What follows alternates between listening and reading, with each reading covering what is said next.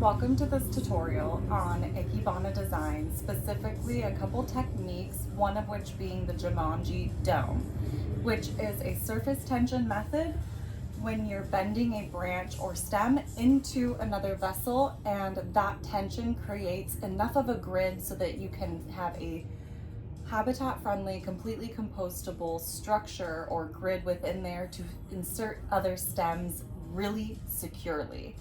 And before we dive in, I wanted to introduce myself. If you're new to this vlogcast or to the YouTube channel, my name is Brittany and I am the founder and lead designer of Crimson Floral Co. We are primarily an events-based but do offer education, daily delivery, and workshops here in Southern California and destination.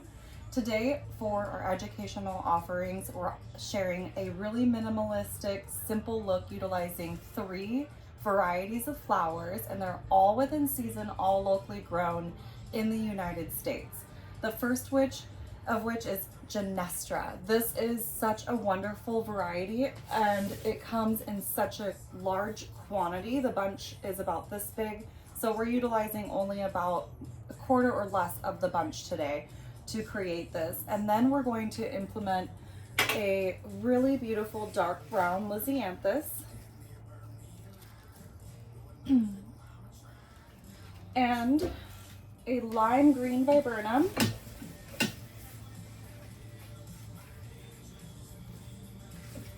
and we're only going to need a couple of stems to create this design that I already kind of have kick-started here. We have a couple vessels that need to be filled, so I can demonstrate that Jomonji-Dome now.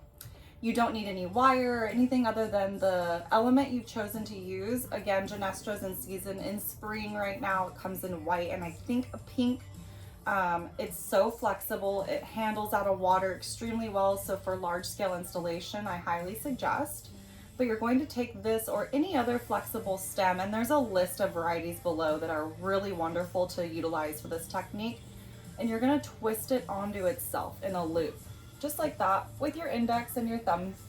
You're just going to grab it with your index and thumb, with your right hand or your dominant hand, twist it up onto itself.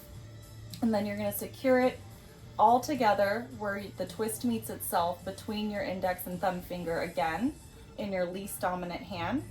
And then what you want to do is scale the dimension of the vessel you're using. I'm using these really fun stone-like little bud vases, I would call them, or pots. And these I chose because I wanted this to look like a pond-scape. So kind of that lily pad low, and then creating candlelight a little higher than normal on the table in clear glass so that it's still a really wonderful height just for dining, but there's beauty all around. And that's, I think, ideal for the primary table settings unless you're creating something really abundant. But for Ikebana looks, unless you're doing a large scale installation, typically a lower design is really suitable and you don't need a lot of elements. It's more about these techniques that give your design prowess that boost up and help you kind of stray away from having to buy all of those mechanics that you really don't need. A lot of the time, some simple mechanics that are compostable and a few techniques can go so far. So this one in particular can be used on this micro scale, or again, I want you to think outside the box on a macro scale if you're doing this in a whole room or up a wall, or you can create so much dimension with this surface tension. If you let's say, for example, put some containers on a wall, then you weaved grasses in between them, could be really cool. And then you can still plug blooms in here and there. So there's so many things you can do with weaving and kind of that like bushcraft, but it is very ancient knowledge. So look up in a book a few of those Ikebana old techniques. You'll be fascinated when you can apply them to your modern blooms and your modern vessels. Go ahead and cut all the time at a 45-degree angle. And then again, using the surface tension of this vase, you're going to like let it unravel, but don't let go. Squeeze it in there. It kind of just lets itself be guided by the shape of the vessel, and with that surface tension, it's wedged or bridged inside that vase. And then look, you have like a natural grid that's clean and clear. So we're gonna pop some water in that. And just before we do, I want you to show you that technique once more.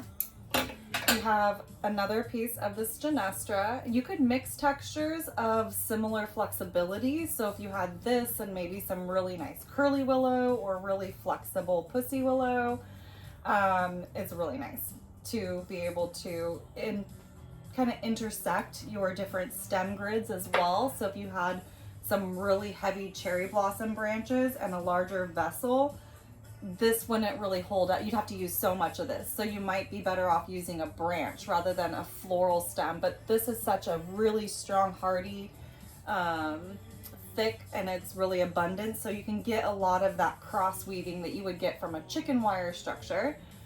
And I'm gonna go twice with this one because I kind of like that bubbly look, very pond lily pad kind of looking, and I know I can plug flowers in and they'll be nested between that. So really play with this technique. It's just looping it around, just like making a bow. And then again, we're gonna cut at a 45-degree angle so that the flower's on its, what people call as a high heel. And if you cut it flat like this, when you put it in the vase, it's gonna sit flat on the vase and there's no surface available between that and the stem for the flower to drink, and it drinks out of that white inner part, absorbs the water. So then you can play with your tails, whatnot, kind of think of the design, the shape. I have a really nice circular pattern so your eye keeps going all the way around the table.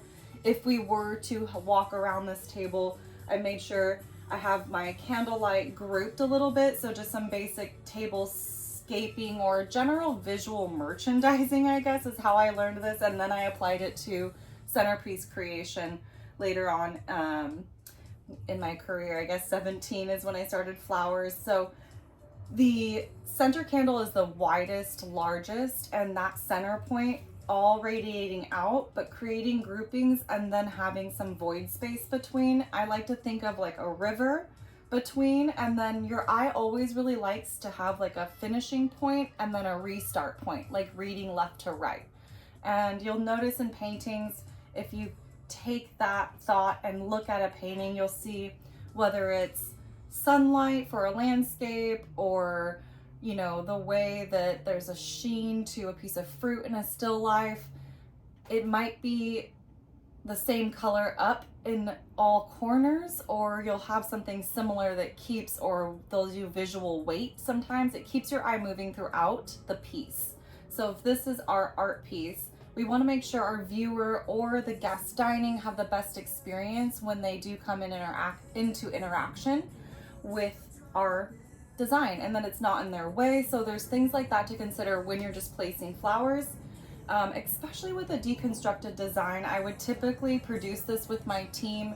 I would put everyone on these pieces, but per centerpiece. So they would create this, and then they would pack all these pieces in one box and label it the table number. Simple as that. You can color code for reception and ceremony, but if you're doing these in mass for like a large room, having a lot of little pieces, you need to simplify your packing process. So there's an extra little tip. I'm using the pre-existing Jomonji-Dome in here, and I'm plugging my stems directly into it, and it's gonna hold it right in place, okay? So this is like, it's sometimes better than chicken wire, depending on what is in season and what you can get your hands on. Call your local wholesaler. It's gonna be so helpful to you.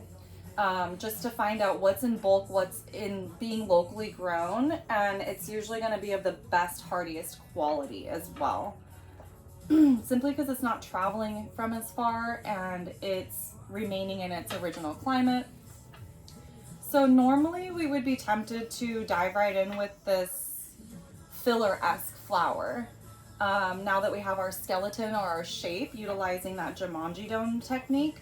But I'm going to want this to be a bit more flower forward, and with this so much green already, I want to highlight the dimension that this Lisianthus, the darker tone and the larger mass flower shape or round face flower shape, is going to give us. I'm going to cut this pretty low, this big guy, and I have some really lighter weight smaller, more lightweight blooms, and I'll go in and I'll edit the stem because we want some floating moments around those areas to reinforce the lines I've already created.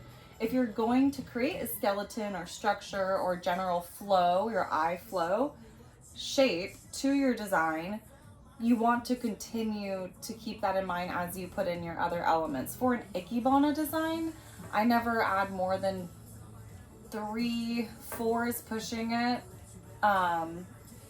varieties in a centerpiece because you lose the simplicity so quickly. So keep that in mind. I'm going to cut this pretty short and I'm gonna open it up, and I want your eye first to land over here on the left. And it just anchors right into that. It's really nice. I don't want to cover up so much of the vase, so I kind of want to maybe go in right where that, I like that better. So now if I have your eye here first, I want to bring it into the design. I'm probably going to create kind of a grouping here and a growth out to this piece and then work my way around. So I'm going to need something to create more of my Jomonji-Dome. Jomonji-Dome. And I looked up how to pronounce it, okay, you guys? So if someone has a correction, question, suggestion, something they want to learn in the blogcast below, you can place comments. I would love to start a conversation. Keep it real in there and we can really learn a lot. And then also for YouTube, comment section is checked like every week, Monday. So please feel free and know that I will get back to you there. And if not, you can always email Brittany@crimsonfloralco.com. So I don't know if you saw what I did here. These beautiful long linear stems, I might want a little moment of a growing guy, but with these bigger juicy bottom pieces, I'm going to deploy the next technique that is going to help us finish this without using any non-regenerative or non-sustainable mechanics. We have not used one mechanic except for the flower itself, which I love. Clearly I really love that. So I'm going to cut into the stem. It's a woody stem, so it does have a harder time absorbing water, especially in competition with other varietals, which is another reason to cut back on the number of varietals and increase the number of each varietal in your market order that you buy. I promise the result will be very thoughtful looking, very curated looking, and you'll really get to know and understand each variety so much better each season that way, and develop a relationship with buying in bulk from a grower, one big like bushel, you know, or bundle or 5 bundles of Genestra to complete an installation. So back to cutting woody stems properly. I think most of us know this, but you can cut this at an angle up it, and it's going to absorb water from both sides. And you don't want to skimp. You want to try to get it right in the middle.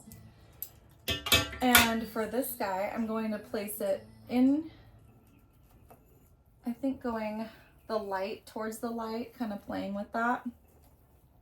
So I know that that stem has been cut at a wedge, and I can now wedge another woody stem into that and create a grid. So I'll do it outside of the water of the vase so you can see what's happening inside there, because I don't know how good you can see with the Genestra. I'm going to again cut 2 stems. One I have in the vase already and one I'm placing in the vase. You want to guide one stem. Oop, I broke it. It's really easier when you have it being pressed down inside the vase, but let's do this. So I have essentially 2 stems, woody stems.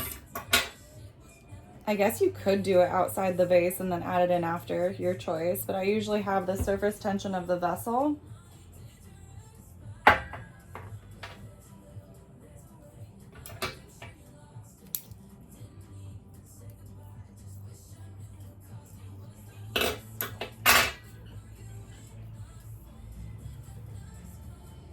and you can cross them into each other like this, and you'll have this X.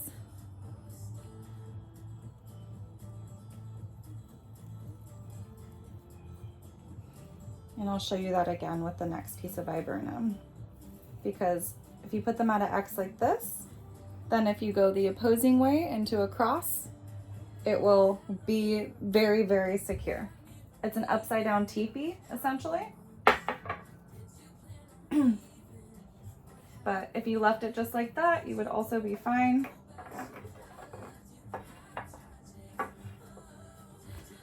And it would be really secure. In transportation, also, if it does fall out, it stays together. Worst case scenario. But look how easy that was. It had a really secure insertion, okay? I get excited. We're gonna do that just one more time in this stone pot closest to me. I did a 4-cross grid, so no matter what, it's gonna stick in there. And I want the foliage off of this guy, so I'm gonna cut the ugly part of that off so I can just see the foliage. Once this goes into the stem, the foliage should go up like that, and I won't see that point. So utilize your whole stem, because this foliage is super pretty, and if it's not wilty looking and it looks hardy and there's no blemish, I say go ahead and use it. It isn't the most reliable on hot days. So the spring, when the viburnum is in season, it's really a long lasting flower. As soon as the season changes, I really don't suggest buying it. There's, you know, the next season's offering. So I went on either side of that Jomonji-Dome and I tucked the greens in there. So we have something like this. I would love that, just that at my bedside. But let's plug some Lizzie into it and finish the centerpiece. And so the lily pad pond-esque aesthetic. Okay, pause for a beautiful Lizzie moment. Is what we're going for, all right? And we have some really, really healthy Lisianthus foliage to help us kind of get that across also. And the stem can keep the curve of this stem, as you saw, I edited it. I took off leaves and cleaned it up, and it has a nice curve, and it's gonna continue to tell our shape story. The story we're trying to tell of a little mini pond. And this is where you wanna kind of consider restraint. We don't want a polka dot Lizzie in every single one of these vases. That doesn't look thoughtful. That just looks like you're rushing through it. And once we have it at this stage and we know you have a million more to make, that's a really common mistake, to just start rushing through it. So it's a really good time to develop your last few planned insertions and additions. I'm going to clean up this Lizzie, and I'm probably going to plug in only 3 to 5 more stems of Lisianthus. You can see this isn't about giving your client just a million flowers because of the dollar amount. It's about you're a skilled craftsman and you're taking your time and you're making sure that what they're paying for is the thoughtfulness. Or if you're creating this at home, it's meditative to take the time and create thoughtfully, which is really the message of Ikebana, you know, celebrating nature and taking the time to notice the small things and the imperfections and finding an appreciation for that, you know, and just appreciating the here now, which is something that is easier said than done. And I think when you sit around a dining table at a wedding or a celebration, it's one of those few times in life where you get to really be in the moment. I love everything about this Lisianthus except for this broken guy here. And I'm gonna make sure I don't get any of those leaves in the water. And I'm gonna kind of just stand back, take a look. That's a good thing to do.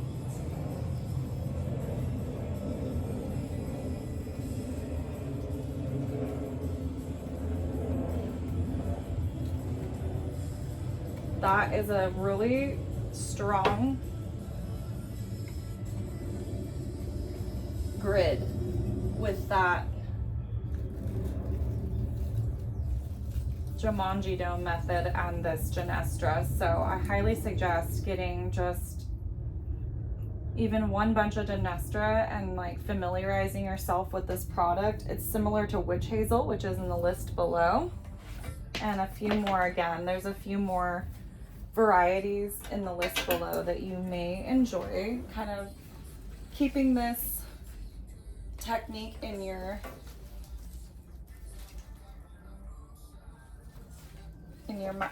like artillery box or a toolbox, mental toolbox. Sometimes your mental toolbox is way more valuable than any tool you have on site, because there's been times I've been in pretty uncomfortable and time constrained situations. Okay, take the time, that is part of Ikebana, take the time to look at each stem and see how it's best used in the design. So I'm gonna cluster a lot of my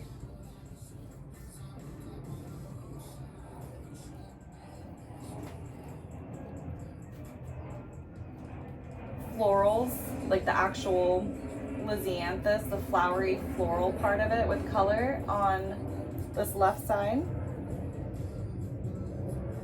And to create the Pond-Scape, I want it to have a lot of dimensions. So that's probably like my most playful heights, making sure that there's florals there. And then I'm gonna weave a little bit right here in lower placements,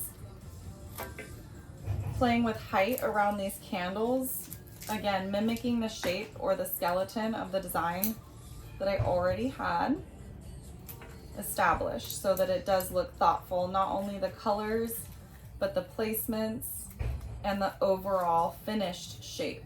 So it's like a whole bunch of little moments around the table that make up one big moment. So I'm gonna add these last few placements in.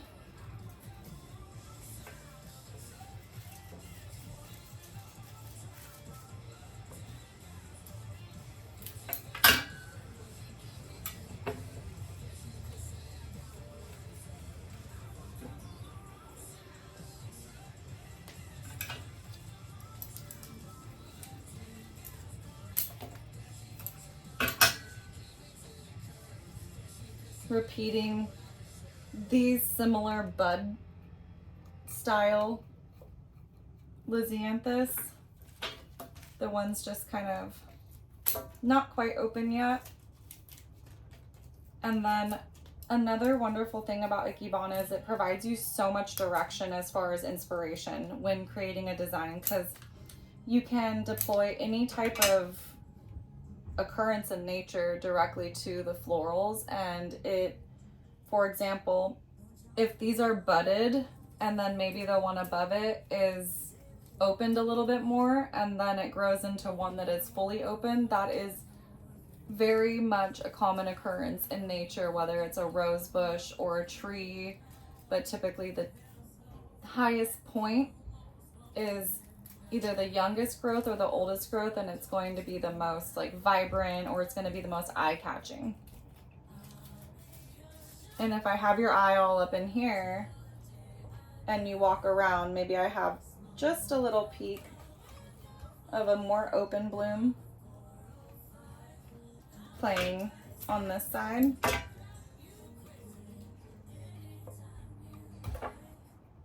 And then reinforce my concept of these being more budded here so that it does look like it's growing. And I'm gonna just clean this up, finish it up, make a little moment of a video of our finished piece we just created together. And I really want to thank you for coming along on this journey to celebrate Ikebana techniques, ancient techniques, so we ensure that a lot of the lost art forms in this niche of floristry are not completely lost. And we bring them into the new generations, and we educate and make sure that we create beauty from thoughtful, curated moments and really useful techniques. So thank you again for being here.